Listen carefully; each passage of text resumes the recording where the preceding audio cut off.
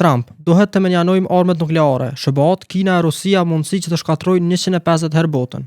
Presidenti Amerikan Donald Trump tha se pas diskutimeve me presidentin kinez Jinping dhe atë rus Putin, të tre do të donin që të menjanonin arsenalin nuklear, ku edhe tha se këto shtete kanë kapacitete të shkatrojnë 150 herë botën. Trump tha se denuklearizimi mund të ndodhë. Së bashku kemi armë të mjaftueshme për të shkatruar botën 150 herë. Kam folur për këtë me presidentin Putin, kam folur për këtë me kryetarin Xi Jinping, dhe të gjithë do të preferonin të shpenzonin ato para për gjëra të tjera.